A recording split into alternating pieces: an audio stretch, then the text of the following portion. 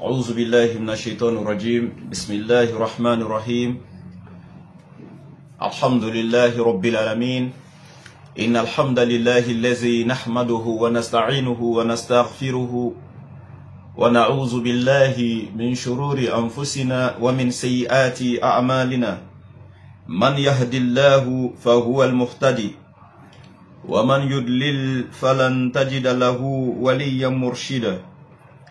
أشهد أن لا إله إلا الله وحده لا شريك له وأشهد أن محمدا عبده ورسوله وصلى الله عليه وعلى آله وأصحابه ومن تبعهم بإحسان إلى يوم يقوم الناس لرب العالمين.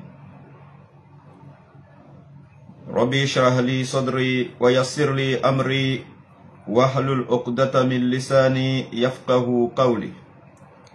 الذين قال لهم الناس إن الناس قد جمعوا لكم فاخشوهم فزادهم إيمان وقالوا حسبنا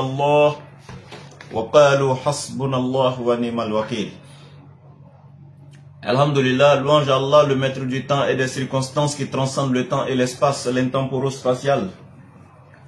Nous l'implorons, nous le magnifions, nous le glorifions et nous lui demandons de verser sa miséricorde infinie sur la meilleure des créatures, le prophète alayhi salatu wassalam, ainsi que tous les membres de sa famille et tous ceux qui le suivront jusqu'au jour de Yawm al-Qiyamah. J'espère que vous allez tous bien, chers frères et sœurs en islam. Je vous lance la salutation des habitants du paradis. Assalamu alaikum wa rahmatullahi wa barakatuh. Et bonjour ou bonsoir à tous mes frères et sœurs en Adam, selon vos différentes positions géographiques. Alhamdulillah, nous sommes ici ce matin pour continuer avec nos cours de jurisprudence. Donc dans la kitab Akhdar, alhamdulillah, qu'on a déjà commencé. Voilà, c'est juste un rattrapage. Sinon les cours de jurisprudence se font les mercredis, mais nous sommes jeudi. Hier, j'ai pas eu le temps de faire donc le cours de jurisprudence. Donc c'est un rattrapage aujourd'hui, Inch'Allah, c'est jeudi. Déjà avant de commencer le cours, je vous donne l'information ici du fait que les cours de théologie en religion comparée sont lancés officiellement par le laboratoire de la DDR. Je suis moi-même le responsable de ces cours. Nous avons créé une école en ligne appelée le CETEL, le Centre d'études de théologie en ligne. Et donc, il y aura non seulement les cours de l'interreligieux et les cours de l'alphabétisation en langue arabe, vous permettre de lire en arabe, de pouvoir lire le Coran vous-même, etc. Les cours commenceront le samedi 5 avril 2025, juste après le mois de Ramadan.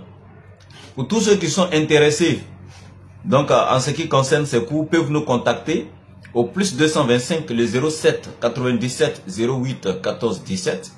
Je répète, le plus 225, le 07 97 08 14 17. Il y a beaucoup de gens qui nous contactaient au stade, on voulait faire la formation de théologie, la formation dans l'interreligieux, je vais apprendre à lire en arabe, etc. L'occasion vous est présentée. Si vous ratez cette occasion, je crois que vous n'allez plus nous appeler pour quoi que ce soit. Bien. Donc, on vous a bien spécifié que c'est une plateforme, une école en ligne, où il y a des certificats qui seront décernés après chaque niveau de formation. Donc, en ce moment, sachez qu'il y a bel et bien donc, des procédures à suivre, etc. et tout. Donc, pour tous ceux qui sont intéressés, le numéro est déjà donné. À la fin donc, du direct, on va vous redonner encore les contacts, Inch'Allah. Donc, pour continuer avec les cours de jurisprudence, qu'est-ce que la kitab nous dit? Depuis le début de la kitab, vous voyez, on est toujours en train de parler de celui qu'on appelle en islam El-Mukallaf. El-Mukallaf, celui qui est pubère, celui sur qui la religion est obligatoire. Donc c'est lui Al-Mukallaf. On est encore sur cette personne-là. Et toutes les conditions que la personne doit remplir pour être un véritable musulman, un véritable croyant, pour pouvoir avoir accès au paradis, c'est tout ça que l'auteur de la kitab est en train d'expliquer pour vous dire.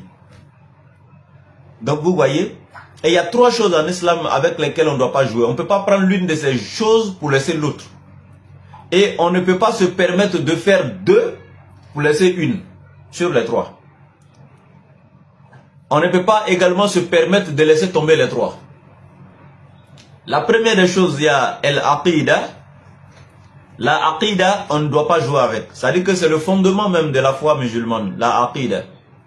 C'est-à-dire ta croyance en Allah, en ses anges, en ses livres, en ses messagers. Ta croyance en le jour du jugement dernier et le destin. Donc du coup, la aqida est fondée. Le premier point quand tu prends, qui est le tawhid, l'unicité, la connaissance même de Dieu d'abord, parce que pour croire en Dieu, il faut d'abord le connaître. Donc on va rentrer dans l'étude de la croyance en Dieu, et la connaissance, disons, en Dieu. C'est qui Allah? Comment le connaître? Allahu Akbar. Et quand on rentre dans cette science-là, ça c'est un océan de science. Après l'avoir connu, qu'est-ce qu'il faut faire dans son adoration et qu'est-ce qu'il ne faut pas faire? Il faut rentrer maintenant dans les cours de tawhid. Son unicité, mettre en évidence le monothéisme pur. Donc, tout ça, ça descend la aqida, tu n'es pas un musulman en fait. Donc, ce n'est pas une option, c'est une obligation d'apprendre, d'étudier ça. Tu ne peux pas pratiquer ton islam sans la aqida, c'est impossible. Mais c'est ça même ta croyance en Dieu. Tu ne peux pas l'adorer sans croire en lui. Donc ça, c'est le premier point. Le deuxième point, ça c'est al-ibadat. Les actes d'adoration. Ça, c'est une obligation. Ça dit qu'on ne peut pas jouer avec ça. Et les ibadat, les actes d'adoration. Que tu veilles ou pas, tu peux pas jouer avec ça. Tu ne peux pas laisser tomber ça en fait. Le troisième point, ça c'est al-akhlaq. Et le khulq, le comportement. Ta conduite vis-à-vis des êtres humains. Voici les 3 choses qui doivent refléter le véritable musulman, le véritable croyant. La aqida est bonne. Les ibadat, alhamdulillah, au niveau de l'adoration. La salat, le jeûne de Ramadan, etc. Tout ce qui est d'adoration. Et puis les akhlaq, le comportement, la manière de se comporter avec les autres, la manière d'agir, etc. Si tu es bien dans la aqida et dans la ibadat, que tu n'es pas bien dans l'akhlaq, dans le comportement, c'est 0.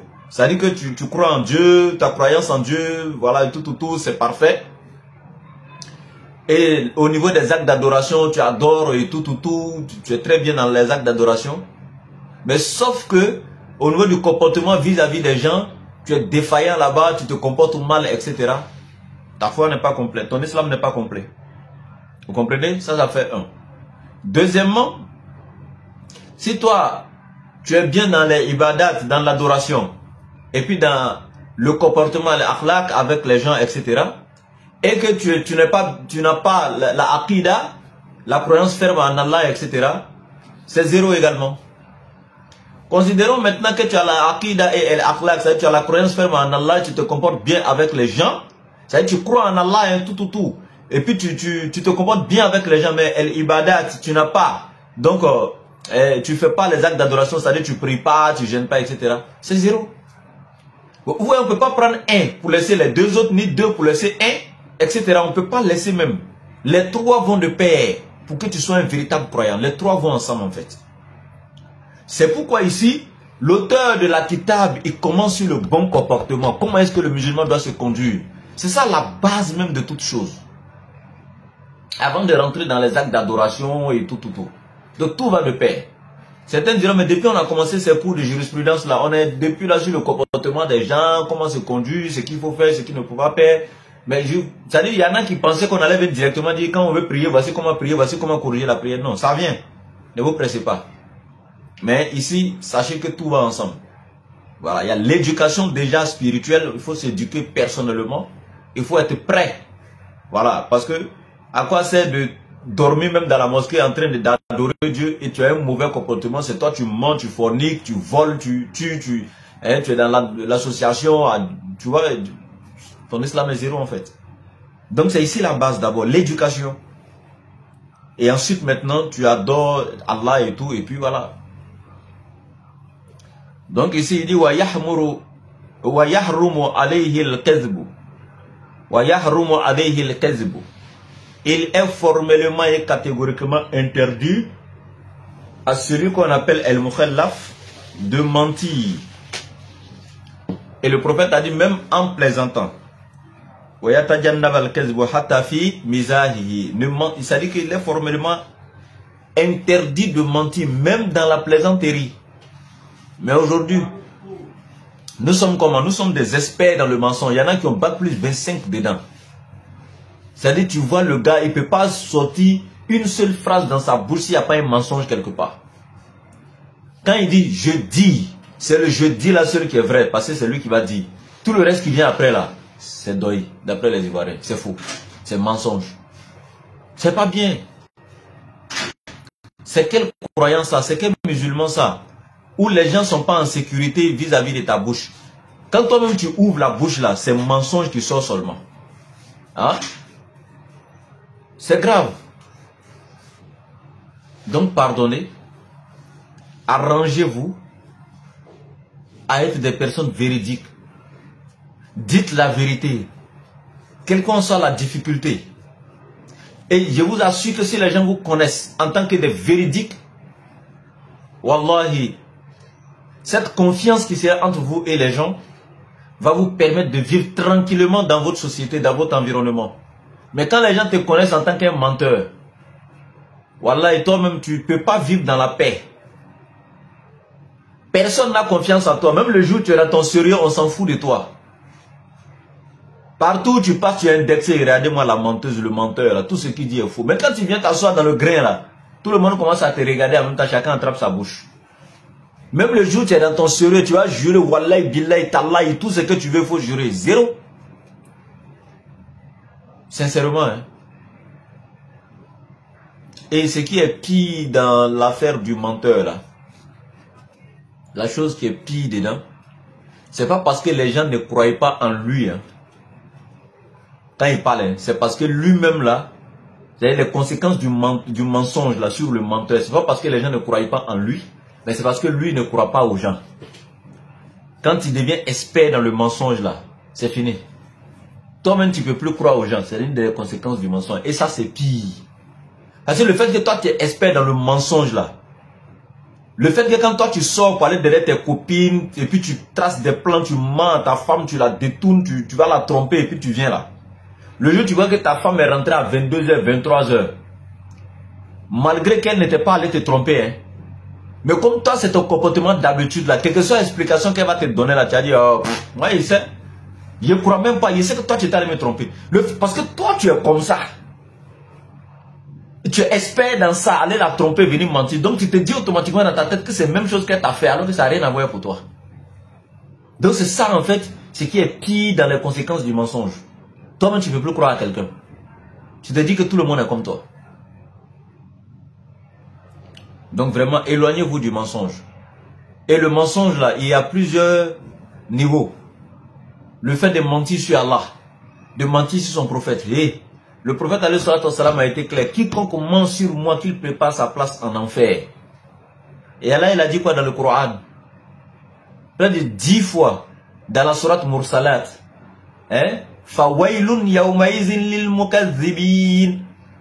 Allah il dit le malheur, le châtiment terrible, hein? L'ignominie est réservée ce jour-là, le jour de Yawm al-Qiyamah. À qui? C'est réservé à qui? Aux menteurs, al-mukazzibin, les menteurs. C'est l'enfer. Et elle a répété ça dans le verset combien de fois? Donc craignons Allah. Donc quand tu deviens pubère al-mukallaf, sache que tout ce qui sort de ta bouche est écrit par deux anges qui sont à côté. Kiraman katibin ya'lamuna ma taf'alun. Ces deux grands écrivains, ils sont là, ils écrivent, ils sont jamais fatigués. Leur stylo là, c'est-à-dire que ne s'interroge, ne s'arrête jamais. L'encre de leur stylo ne finit jamais. Eux, ils sont là, ils écrivent seulement. Ils font pas d'erreur, ils sont pas fatigués, c'est lasse pas d'écrire. Ya'lamuna ma taf'alun. Et ils savent exactement ce que vous faites. Et ils notent, ils vont même pas se tromper. De tout ce qui sort de ta bouche là, quand tu mens là, c'est écrit. Hein? Tu vois, Allah il dit Noun, Wal qalami wa ma yasturun. Allah jure par la plume et par tout ce qu'elle écrit. Nous les êtres humains, non seulement ce que tu dis oralement, dans le mensonge c'est écrit, mais ce que tu écris, il y en a, tu parles pas mais tu es en train d'écrire, et puis dans ce que tu écris là, c'est un mensonge que tu as écrit. Tout ça là. Parce qu'Allah dit, wal qalami wa ma yasturun. Allah jure par la plume et par ce qu'elle a écrit. Tous les petits SMS tu écris pour envoyer à la femme des gens là, hein? La femme de ton voisin, c'est une femme mariée, toi, tu écris les petits SMS, tu écris pour aller la draguer là, tout ça là. Allah jure par tout ce qui est écrit. Tu serais interrogé dessus. Vous savez où? Si on fout les WhatsApp et les trucs là. Allah va voir. Et Allah continue en disant, bon, l'auteur de la Kitab, hein, bien sûr, mais comme il avait pris tout ce qu'Allah a interdit dans son livre, c'est pourquoi je suis tellement habitué au Coran qu'il dit Allah, il dit, Allah, il dit. Mais c'est Allah également qui le dit, parce que tout ce que l'auteur de la Kitab a mis ici, naturellement, ça vient du Coran. Allah interdit le mensonge dans le Coran. Il vient de vous donner donc ici le verset. Donc, donc il continue en disant, et le fait maintenant de calomnier. Le fait de calomnier quelqu'un, ça c'est un grand péché. Allahu Akbar. Mais aujourd'hui c'est ça. Aujourd'hui notre société est remplie de ça. Dans le voisinage, les calomnies. Et Dieu. Wallah, qu'Allah nous aide. Surtout mes mamans, nos mamans, les femmes, entre elles.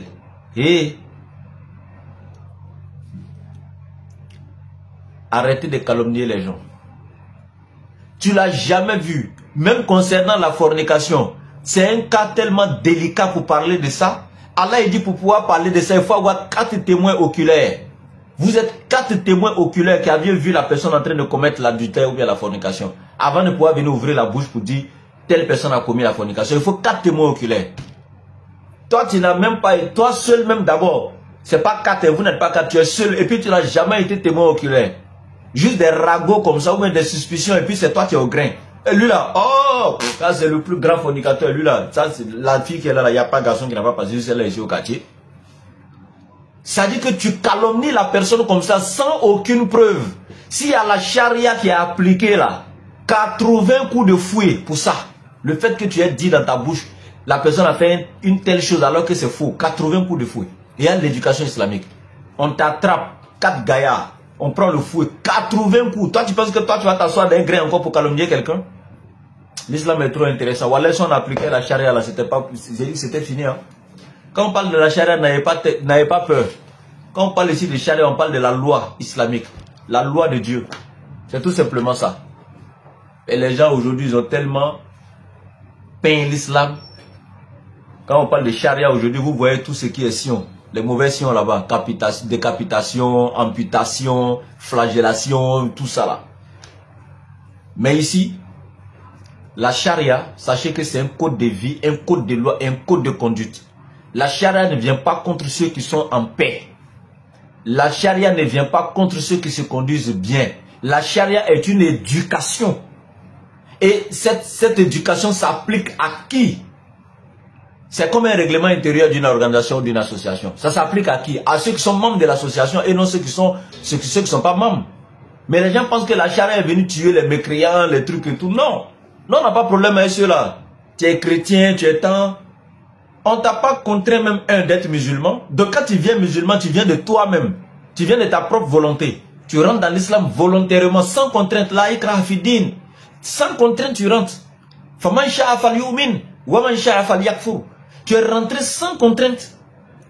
Donc, tu es rentré de toi-même. Et les règlements intérieurs de l'islam, là, c'est sur les musulmans que ça s'applique et non les non-musulmans. On ne peut pas appliquer les règlements intérieurs d'une association sur des gens qui ne sont pas membres de l'association, c'est impossible. Donc, quand on parle de charia, je ne sais pas pourquoi les gens sont alertés. La charia veut dire tout simplement, j'explique la loi islamique. Et c'est un code de loi, un code de conduite et un code de vie. Le Coran.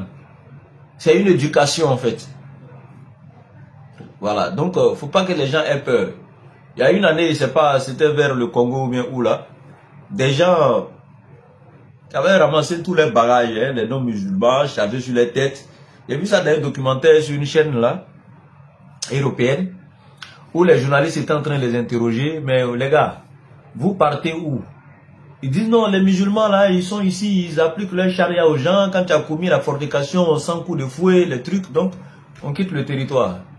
Mais attends, non seulement tu n'es pas musulman, ça n'a rien à voir avec toi. Tu n'es pas musulman, hein? Ça ne s'applique pas à toi. Logiquement. Et deuxièmement, si toi tu n'as pas cherché femme de quelqu'un, tu quittes le territoire, pourquoi? Tu te reproches quoi? C'est la partie qui m'a fait rire dans le film. Il dit, toi tu sais que tu n'as pas cherché femme de quelqu'un ou que tu n'as pas volé là. Tu fuis pourquoi? Tu vas où?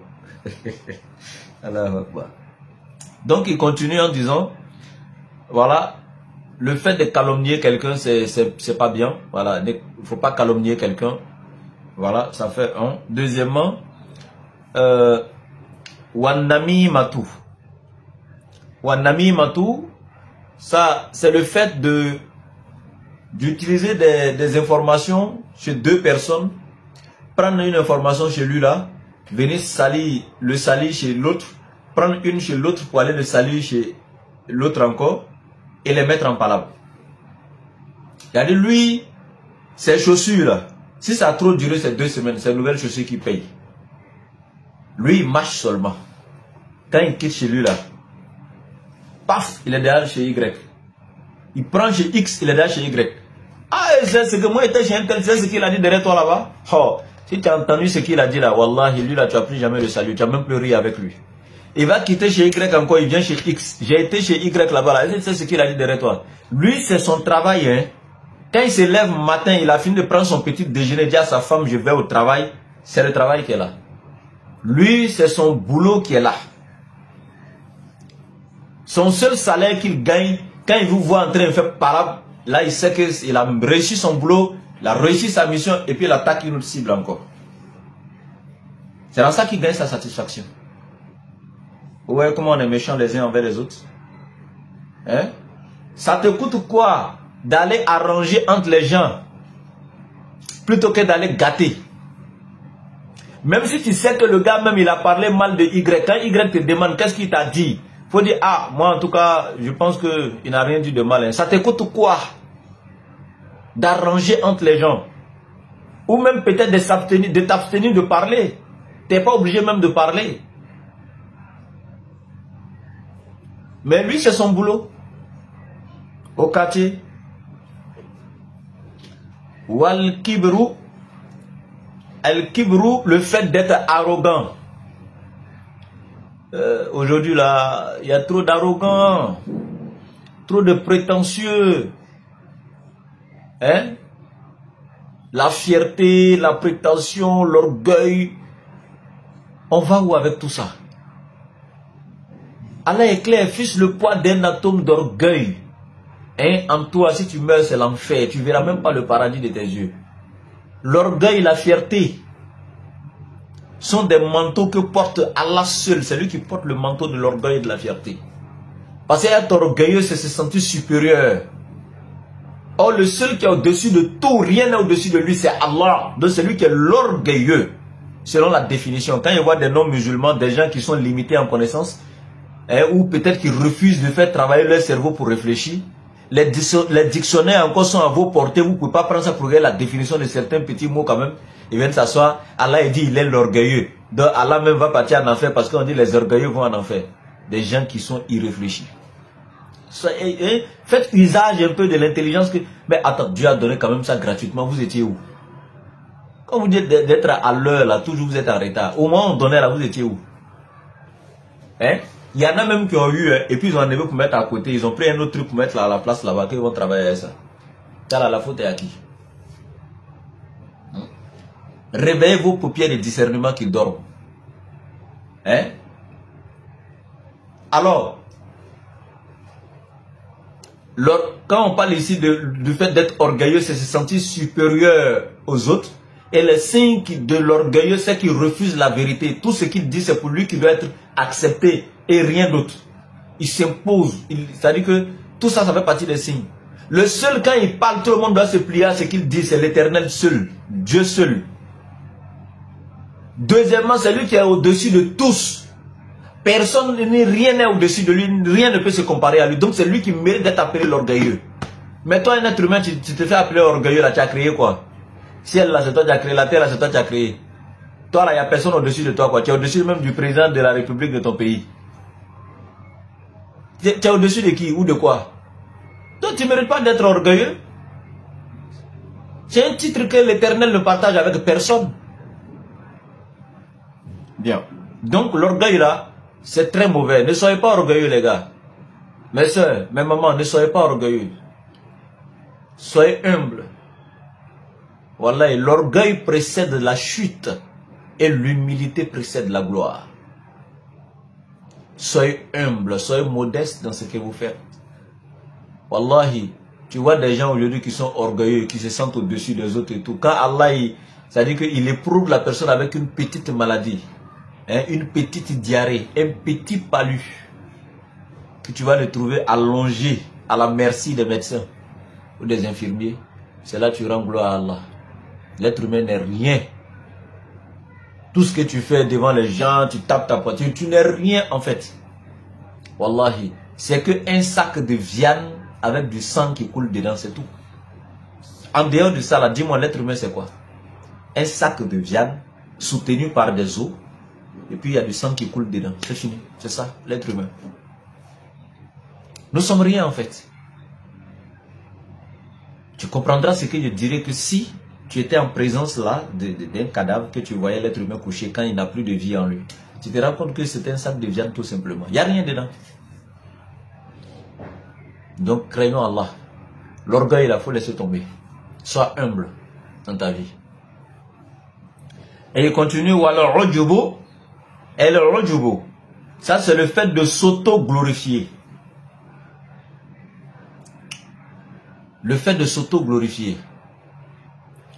Te voir exceptionnel. Te voir le meilleur. C'est grave. Partout où tu passes, tu veux qu'on parle de toi. Hein? Selon les Ivoiriens, tu veux que c'est ton atalakou qu'on fasse. Tu veux t'auto-glorifier à chaque instant, à chaque arrêt. C'est un comportement que le musulman, le croyant ne doit pas avoir. Jamais. Tout ce que tu fais, il faut le faire dans l'humilité. Dans la sagesse. Il faut le faire dans la modestie. Éloigne-toi de l'autoglorification. De l'orgueil. Le fait d'être arrogant, éloigne-toi de tous ces mauvais comportements-là. Ça détruit l'être humain. Et il continue encore. Warriya, ou le fait de se montrer dans un but superficiel. Tout ce qu'il fait, c'est de façon ostentatoire.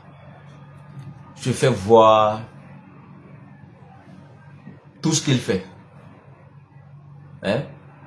Selon les Djoula, Yereira. Quand Yereira Mogola est Ria ou qui Yereira. Se fait voir. Ce n'est pas bien. C'est un péché. Tout ce qui est cité ici, là, ce sont des péchés. Chacun de ces comportements t'envoie où? En enfer directement. Donc écoutez, tu as un seul de ces comportements en toi, tu vas détruire ta vie ici-bas comme dans l'au-delà. Donc c'est maintenant qu'on doit se purifier, s'éduquer, sortir dans toutes ces mauvaises actions-là, dans toutes ces mauvaises actions, ces mauvais comportements-là, on doit se purifier de tout ça. Donc, le fait de se faire voir, tout ce qu'il fait, il y a l'ostentation dedans. Et c'est grave. Même dans le domaine de la dawa que nous sommes actuellement, il y a plein. Tu les vois en train de parler de Dieu. Tout ça, c'est pour se faire voir. Faire entendre parler de lui. Ah, lui, c'est un grand savant. Hein, lui, il est fort. Lui, il est ceci. Hein. C'est lui qui fait sa dawa pour ça. La renommée aussi que tu auras, tout le monde va parler de toi. Il est fort, il est ceci. C'est ton salaire aussi. Le jour de Yom Kiyama, tu n'auras rien auprès d'Allah. Wallahi, tu n'auras rien auprès d'Allah le jour de Yom Kiyama. Fais ta dawa rien que pour Dieu, rien que pour Allah.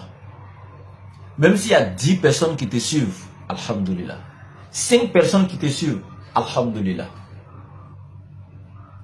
Le but est de gagner des âmes pour Allah. Même si c'est une seule âme que tu as gagnée, alhamdulillah. Éloigne-toi l'orgueil de toi, la fierté, le fait de te faire voir dans ton acte là. Éloigne ça de toi.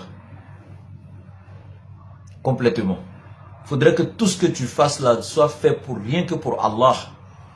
Pour gagner la satisfaction d'Allah, pour la face d'Allah le jour de Yawm al-Qiyamah. Tout simplement ça. N'ajoute rien pour détruire tes œuvres. Et il continue. Wa sum'atu. Et sum'atu, ça encore tout simplement c'est le fait de faire entendre parler de lui.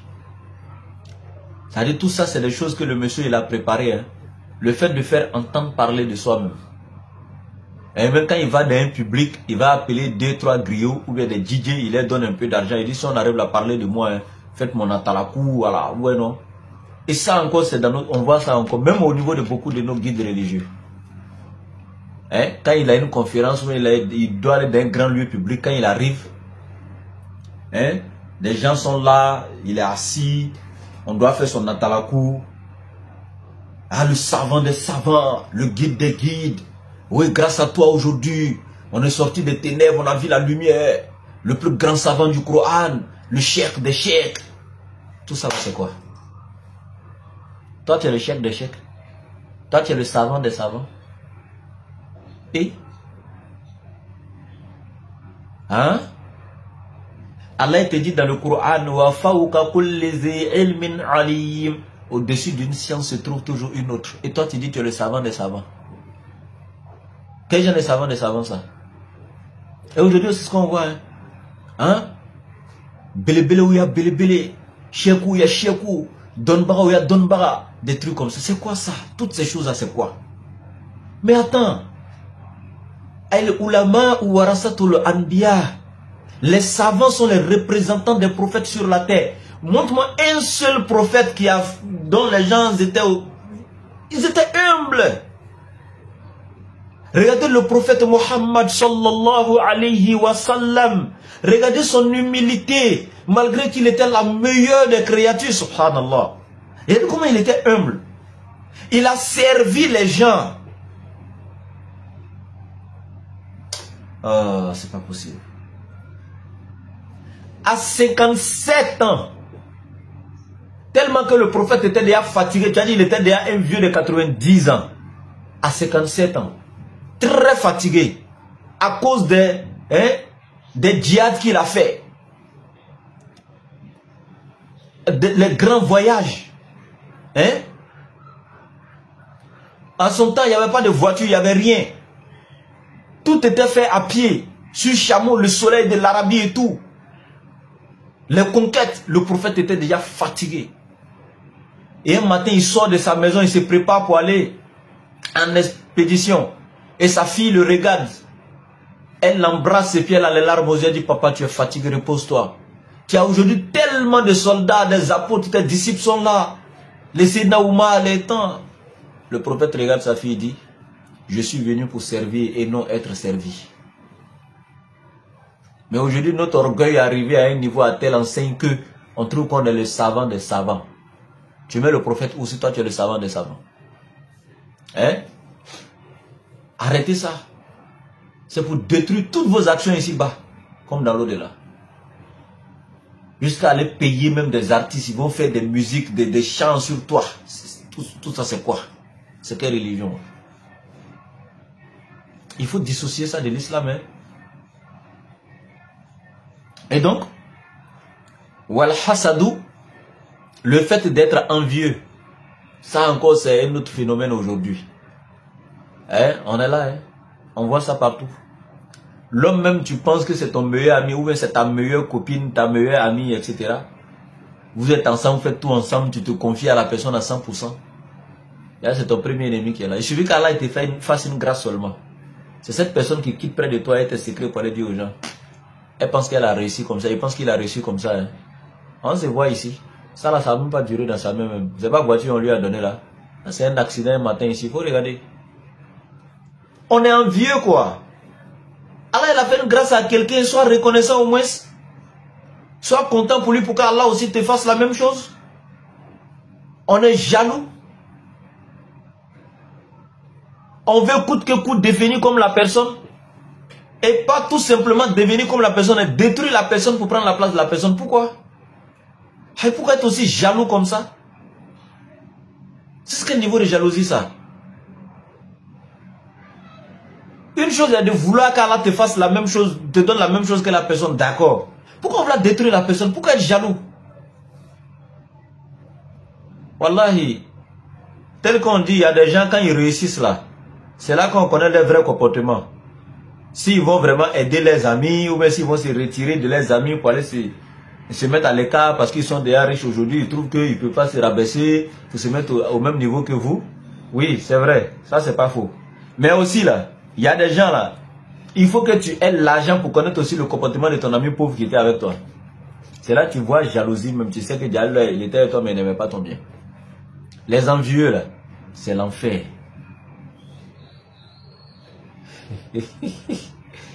et dit la bande des djinns au doigt.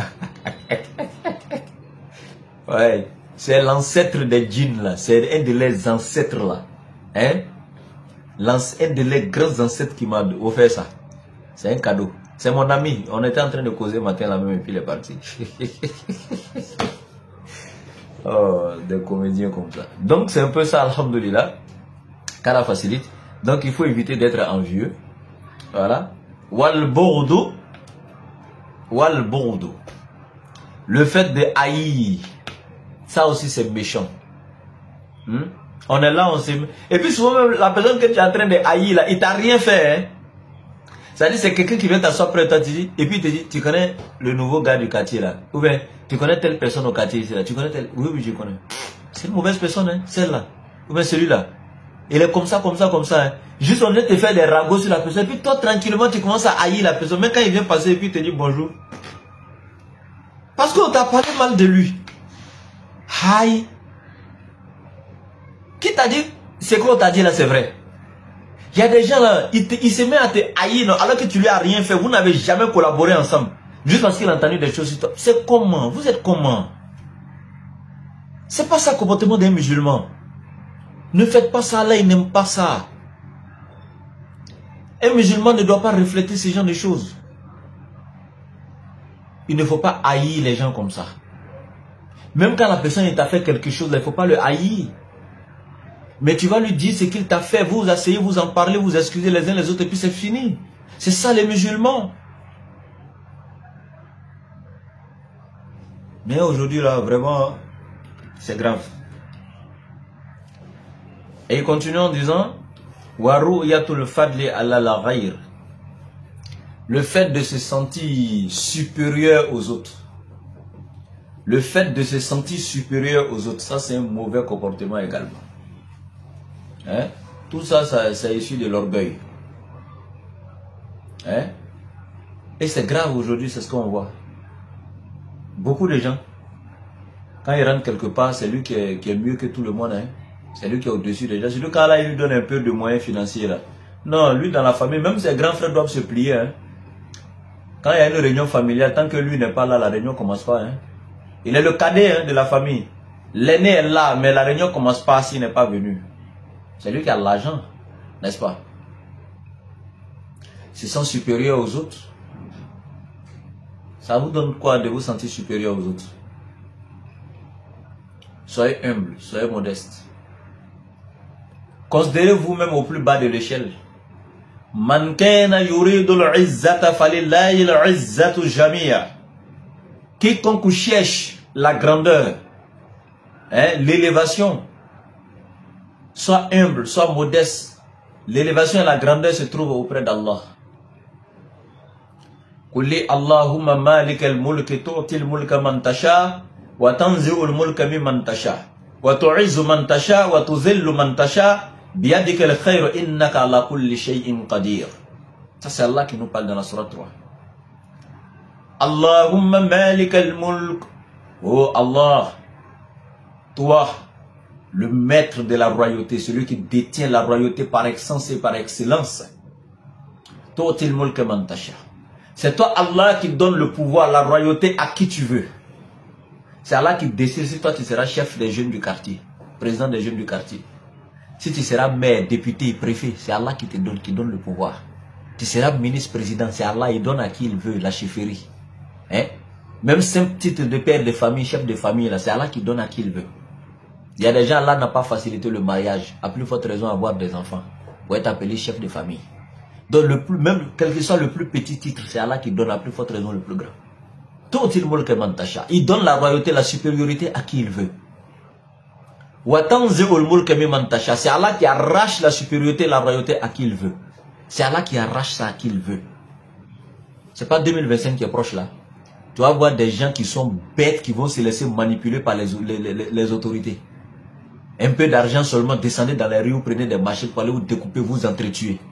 Mais après, c'est eux qui viennent à la télé hein, pour s'arrêter. Si Y est le frère de mon papa X, c'est que moi Z, Y devient mon oncle. Alors que vous êtes déjà mort.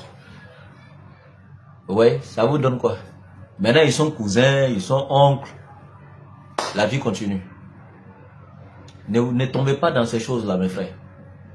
S'il vous plaît, ne tombez pas dans ça là. La royauté, c'est Allah qui donne, c'est lui qui retire à qui il veut. Tant que Allah n'a pas accepté que toi tu t'assèches sur le fauteuil là, tu ne seras jamais assis là-bas. C'est lui qui donne le pouvoir à qui il veut.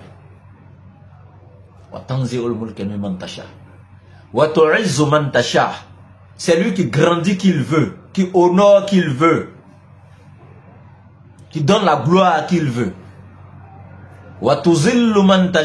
C'est lui qui rabaisse qui il veut, qui humilie qui il veut, qui arrache le pouvoir à qui il veut.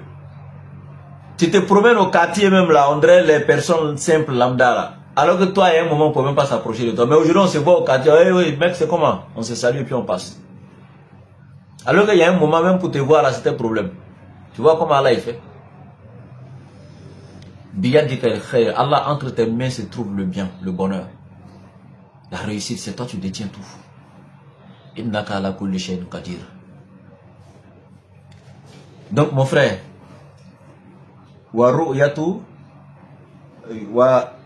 ru'yatul fadli ala la ghayr, le fait de se sentir supérieur aux autres là, c'est un mauvais comportement. Arrêtez ça, ce n'est pas bien. Wal hamzu, le fait de critiquer les gens par des gestes, hein? On critique les gens par les gestes. Tu vois, le gars il vient, il y en a même qui disent sans final, hein? Ah ben nana, tu vois non? Ça dit que c'est codé quoi, mais c'est de toi qu'on parle. On va indexer, on va, tu vois un peu non? Ou bien il connaît des choses sur la personne chez lui à la maison et tout. Tu vois, il est assis, ou peut-être toi-même tu es assis, même tu es présent même. Hein? Et puis c'est toi, dans le langage codé, ils sont en train de critiquer devant toi-même. Il n'y a même pas bon fauteuil chez lui. Sa maison, même quand il pleut, l'eau rentre, des trucs comme ça. C'est méchant.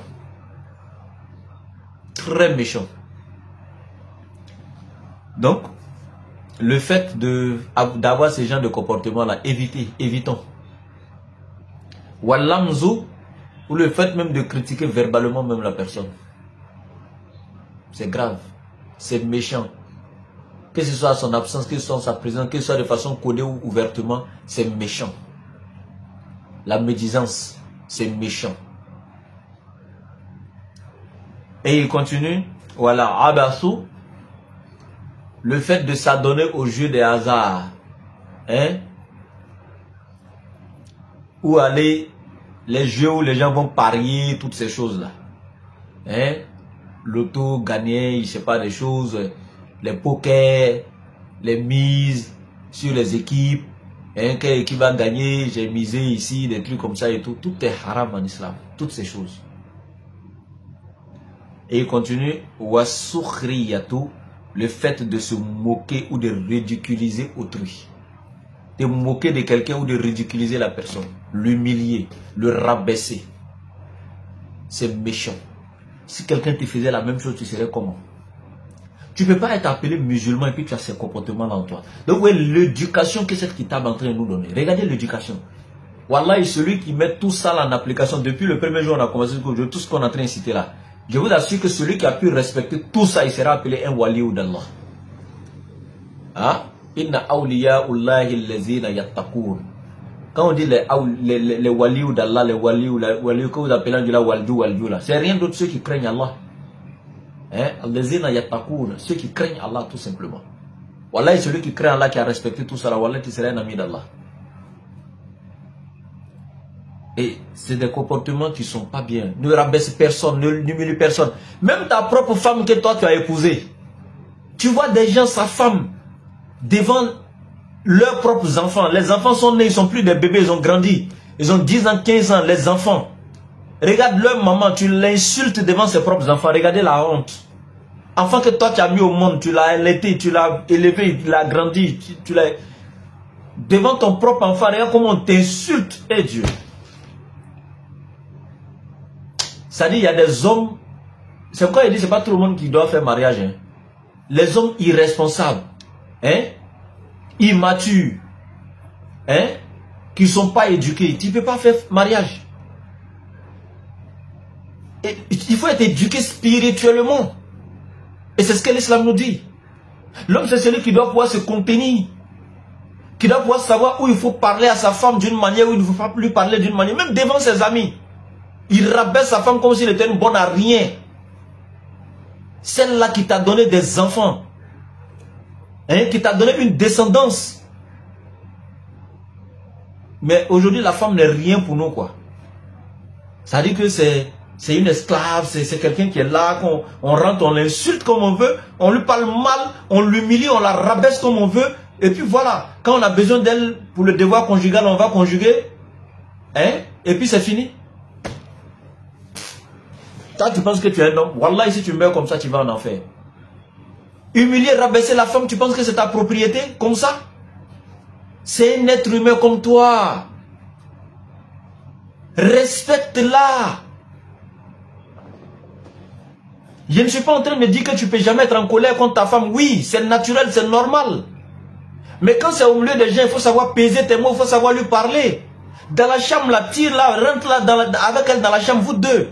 Déverse ta colère sur elle comme tu veux. Si tu n'arrives pas à te maîtriser, bien sûr. Mais en dehors de ça, tu ne vas pas la rabaisser devant les gens. L'humilier devant les gens. Mais en faisant ça, tu n'es pas intelligent. Tu es en train de t'humilier toi-même. Devant tes amis, quand tu rabaisses ta femme, tu es en train de te rabaisser toi-même. Parce que les autres vont la rabaisser. Devant ceux que tu l'as rabaissé, eux vont la rabaisser. Ils ne vont plus la respecter. Et chaque fois que les gens vont la rabaisser, c'est toi qu'ils ont rabaissé. Celui qui te respecte respectera ta conjointe. Mais si toi-même tu lui ouvres la porte pour lui manquer de respect, c'est pas la peine. Arrêtez ça, même dans le voisinage. Chaque 2 minutes, il va la poursuivre. Elle va rentrer chez le voisin. Tu penses que tu fais ça à qui? Tu es en train de sortir avec qui? Tu penses que tu fais ça à qui? Tu es en train d'humilier qui? C'est toi-même que tu es en train d'humilier. Tu es en train de te donner comme ça dans le voisinage. Personne ne va prendre ton foyer au sérieux. Personne ne va te prendre au sérieux, ni ta famille, ni quoi que ce soit. C'est pas la peine. Arrêtez ça. Les femmes ne sont pas des esclaves. C'est rare de voir une femme qui rabaisse, qui humilie son mari. C'est rare, sinon ça existe. Il y a des femmes de pouvoir aussi. Hein. Elle lui a donné de l'argent. Le travail de monsieur est gâté. Ou bien le monsieur se débrouille. Elle est riche, elle est truc. Elle se place au-dessus de son mari. Elle va rabaisser l'homme aussi, l'humilier à cause du peu de moyens que Dieu lui a donné. Voilà, maman, si tu meurs dans ça là, c'est l'enfer qui t'attend. Respectez-vous mutuellement. Respectons-nous. Donc, le fait de rabaisser quelqu'un, même ton propre enfant que tu as mis au monde, hein, tu vas aller le rabaisser, l'humilier au milieu des gens. Ce n'est pas bien. L'islam ne dit pas ça. C'est ton enfant, non?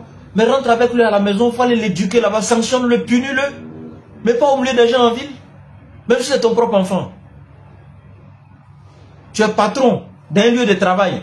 Tu es un véritable croyant, tu ne dois pas avoir ce comportement. Parce que c'est ton employé, quoi. Parce que c'est toi, tu peux la virer, c'est toi, tu l'as embauché ou bien le virer. Donc quand il y a un petit truc, tu commences à l'insulter. Quand il y a une réunion de travail, tout le monde tremble devant toi comme ça. Tu rabaisses les gens. Quelqu'un veut parler, tu rabaisses la personne là-bas parce que tu es le patron. Pourquoi? Hein? Allah, il n'aime pas ça. C'est un comportement qu'Allah déteste. Toi, tu es parfait, tu n'es pas parfait. Tu as commis combien de péchés? Dans le mensonge, en cachette. Tu as déjà commis combien d'adultères, combien de fornications, combien de vols, combien de mensonges, combien de détournements de fonds. Mais Allah, il ne t'a pas humilié au milieu des gens. Il ne t'a pas exposé. Quand même que c'est un grand péché que tu as commis. Et si tu ne te répands pas, tu iras en enfer. Mais Allah va préférer aller le jour de Yawm al-Qiyamah, aller te sanctionner. Mais ici, là, il te laisse. Si on devait aller du tic au tac, tel que tu fais à autrui, c'est comme ça, Allah il te fait au tic au tac ici dans ce bas monde là. C'est Allah chauffer. Hein? Tu rabaisses quelqu'un, Allah il te rabaisse. Tu humilies quelqu'un, Allah il t'humilie. Hein? C'était pas bon. Hein?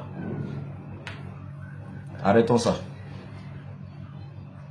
Wazina. Également, il lui est interdit de commettre la fornication. Hein? Et l'adultère. Il lui est formellement et catégoriquement interdit de commettre ce péché-là. De ne même pas s'approcher de ça. Tel qu'Allah dit, Wala takrabu zina. Ne vous approchez point de la fornication. Ça. Et quand on dit ne vous approchez point de la fornication n'est pas une créature. C'est pas un être vivant. Mais c'est avec autrui que tu commets cette fornication-là. Une femme ou bien un homme. Donc cette femme et cet homme-là, Allah il dit ne t'approche point. Mets une distance. Hein? Cette femme qui n'est pas ta femme là, mets une distance. Cet homme qui n'est pas ton homme, mets une distance. Ne vous approchez point de la fornication. Mais aujourd'hui, c'est comment? Fornication là même aujourd'hui même là. Avant là, au temps de nos grands-parents, nos aïeux là. Même en Afrique, hein, ceux qui, c'est même pas côté islam même. Hein. Il y a une éducation africaine qui était là, de sorte que tu ne pouvais même pas commettre la fornication via l'adultère. Tu devenais un symbole négatif dans le village. Tout le monde t'indexait. Lui là, il a fait tant, il a fait tant. Mais aujourd'hui, c'est pas la peine. C'est devenu comme uniforme même. Si tu n'as pas porté, on dit là. C'est-à-dire que de fait d'être là parmi tes jeunes, tes amis garçons, et puis on dit tu n'as pas gars. Et tu n'as pas go. Ou bien tu es une fille et puis on dit tu n'as pas un gars, tu n'as pas un copain. C'est là où on trouve que toi, quand tes amis te disent, lui là, c'est pas un garçon, et cette femmelette là, il n'a même pas une simple copine. Hein? Il n'a même pas du cran. C'est-à-dire que le fait que tu n'aies pas fait ça, c'est là qu'on t'humilie, qu'on trouve que tu n'es pas civilisé. Ou tu n'es pas un garçon. Hein? Moi j'ai vu une maman comme ça, je vous assure, mes oreilles. Et j'ai mis ma main sur la tête comme ça. Vous savez ce qu'elle dit à sa fille? Et Fatim, elle est comme ça, quoi. L'herbe bon qu'on a été, yom banabarato, il tire ou flé, il tire son beau, il est là, ben, qu'à boire, qu'à yala, qu'à faire, hein, il est tire son bébé, ni quoi, il te sait qu'à boire, qu'à wala noé, hein, à nous, il reflète, ou boire, qu'à wala, qu'à faire, ou t'a tolon, comme les rebo bolo, tout ça, là, mais il est bon, on a, un bon début, il est frouilla, des trucs comme ça, et, ça, c'est une maman qui éduque son enfant comme ça, hein, que sa fille est là, nonchalante, elle est toujours à la maison, elle est là, elle sort pas. Et même quand ses camarades viennent derrière elle, elle est là comme ça, on dirait quelqu'un qui est malade. Elle va rester comme ça ici, elle n'a même pas de gars. C'est la maison là qui va la marier quoi. Ça c'est l'éducation qu'une maman donne à sa fille. C'est grave. Éloignez-vous-en, éloignons-nous-en. Allah il n'aime pas ça.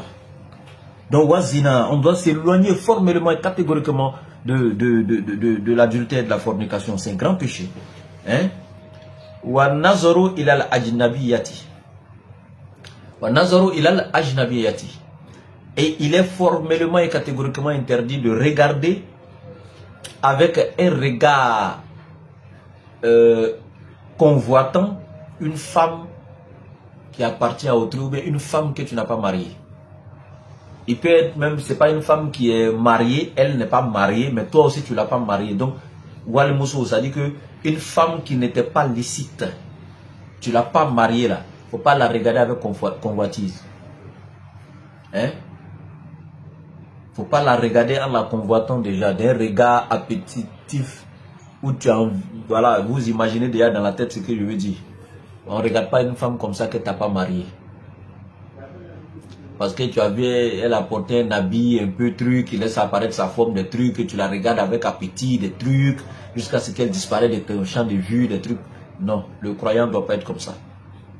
Il doit rabaisser son regard, il doit éviter, changer de trajectoire de regard. Son regard. Et il dit, Watala Zuzu de Kelamiha.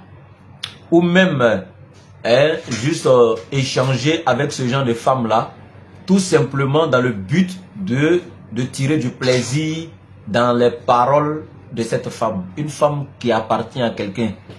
Une femme mariée, toi tu prends le téléphone, tu échanges, elle tu causes à travers les WhatsApp, les trucs, vous causez, souvent tu lui poses des petites questions, comment ton mari est avec toi, comment vous faites dans la maison, est-ce que ton mari même c'est un homme, est-ce que, pour qu'elle puisse te donner des explications, comment elle vit la chose, et puis toi tu prends du plaisir dans ça, des conneries comme ça. C'est pas bien. Il ne faut pas faire ça. C'est une femme mariée, elle appartient à autrui. Ce qui se passe entre elle et puis son mari, c'est entre eux. Et toi, tu n'as pas à faire une amitié avec ces gens de femmes, aller rentrer dans des conneries comme ça, des propos déplacés, des choses. Non, tu n'as pas le droit en fait. Voilà. Donc, ça, ce n'est pas bien. Wa aklu amwali nas. Le fait de dépenser injustement, manger injustement l'argent ou les biens de quelqu'un, c'est-à-dire d'autrui, sans son consentement. Hein? Sans le consentement de la personne, détourner ses biens, son argent, sa fortune, ou je sais pas quoi, détourner en tout cas, sans le consentement de la personne. Si tu meurs, c'est l'enfer, il n'y a pas de débat. Et aujourd'hui, malheureusement, on voit ça beaucoup. Tu as un petit pouvoir ou des petites relations avec les autorités, des trucs. Même au tribunal, quand l'affaire arrive là-bas, et ça arrange à ce que tout... C'est lui qui n'a pas raison, mais c'est lui qui gagne le procès. On va le dire quoi à Dieu? C'est toi qui n'as pas raison, mais c'est toi qui as gagné le procès. Et alors, c'est pas tous ceux qui sont en prison qui sont victimes, qui sont fautifs. Il y a des victimes qui sont en prison. Voilà. C'est pourquoi... Quand on voit un prisonnier là, il ne faut pas les voir négativement tous, voir des bandits en prison, non. Il y a des personnes qui sont en prison, qui vivent dans la prison, mais qui sont innocents. C'est eux qui sont la victime, mais ils sont en prison.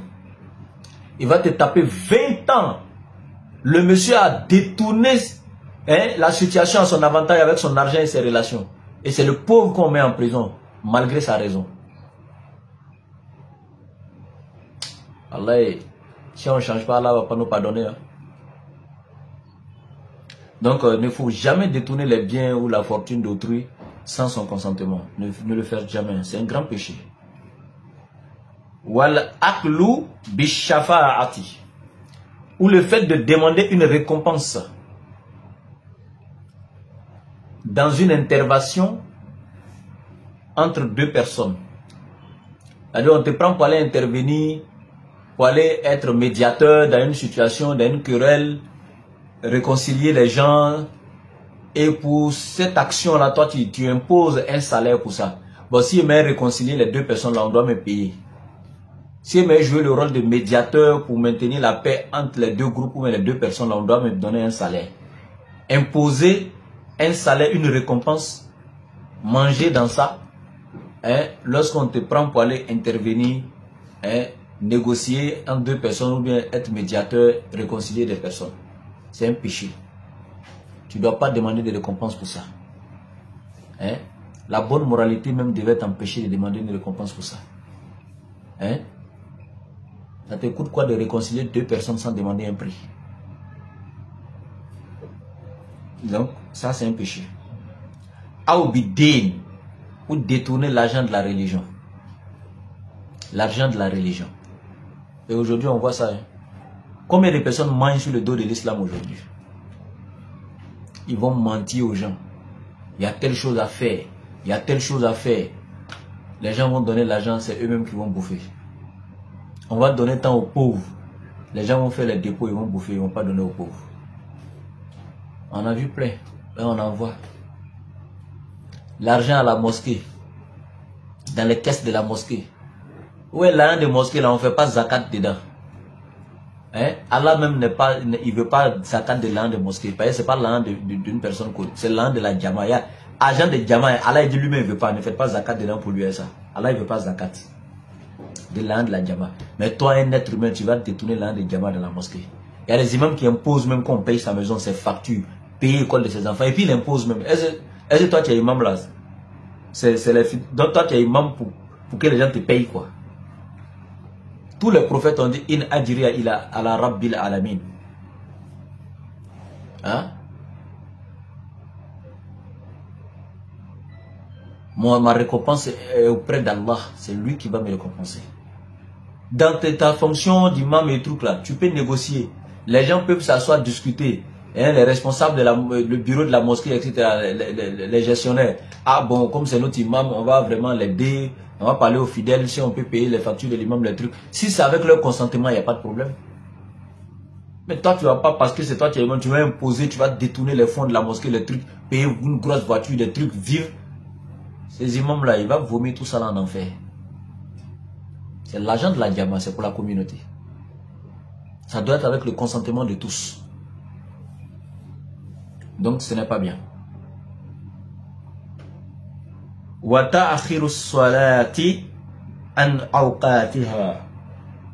Et il lui est formellement et catégoriquement interdit également de repousser l'heure de la prière. Et dire que je vais faire la prière ultérieurement. Aucun bon musulman et croyant ne doit faire cela. Quand l'heure de la prière arrive, l'heure arrive. Allah dit inna salata kanat alal mu'minina kitaban mawquta. Allah a prescrit la prière. C'est une prescription sur le croyant et en même temps des temps bien déterminés. Donc, quand il est l'heure de la prière, le fait de dire non, je vais prier après, je vais qu'à mes occupations après, je vais prier, c'est un grand péché. C'est pas normal. Si c'est une contrainte, il y a une dorura qui est là, il n'y a pas de problème. Tu peux, il y a l'heure de la prière, quand on dit l'heure, c'est pas en minutes ou en secondes, hein. C'est des périodes. Il y a l'entrée, il y a le milieu de la période et puis il y a la fin de la période. S'il y a une dorura, tu peux rater le début. Tu peux rater le milieu et puis rattraper vers la fin. Ou la dorura même peut t'amener à sortir du cadre de toute cette période, même de la période de cette prière. Et puis tu peux rattraper après avec les prières manquées. Mais ça, il faut que ce soit une dorura justifiée, acceptée par l'islam. Mais tu es là comme ça, tu fais rien de bon, tu es au grain, ou bien tu regardes un film, tellement tu es concentré, tu regardes les l'heure, tu dis bon attends, il a terminé l'épisode là avant d'aller prier, des trucs comme ça, c'est un péché. Tu n'as pas le droit. Voilà, on ne joue pas avec ça. Bien. Je crois qu'on va s'arrêter là aujourd'hui. Je donne le numéro ici pour ceux qui veulent poser des questions là. Le numéro c'est le plus 225, le 07 97 08 14 17. Je répète, le plus 225, le 07 97 08 14 17. Je répète, le plus 225, le 07 97 08 14 17. Je répète que les cours de théologie en religion comparée, comme je l'ai dit en amont au début de l'émission, sont relancés. Je suis moi-même le formateur. J'ai créé le CETEL, le Centre d'études de théologie en ligne, une plateforme en ligne pour la formation dans l'interreligieux. Tous ceux qui veulent faire l'interreligieux, comme les Oussas Diané et tout, appeler les gens à l'islam et tout, etc. C'est l'occasion qui vous est offerte. Les cours de théologie en religion comparée commenceront le samedi 5 avril 2025, juste après le mois de Ramadan. Tous ceux qui sont intéressés, contactez-moi pour vous inscrire dès maintenant. Les places sont limitées, je vous préviens. Parce que c'est à la dernière minute, l'Afrique c'est comme ça, c'est à la dernière minute, les gens vont courir pour venir, ou ça je veux m'inscrire, je veux m'inscrire. Ce serait déjà trop tard. Et vous n'allez pas m'accuser, parce que les cours se feront avec une application en présentiel, en vidéo, je vais enseigner clairement comme ça, naturellement, comme si on était en classe, on se voit et tout. Donc pour ça, on ne peut pas prendre un certain nombre de personnes, voilà, le nombre de personnes est limité pour pouvoir gérer l'application et tout. Donc ceux qui ne viendront pas maintenant, il ne faut pas ils vont m'accuser après.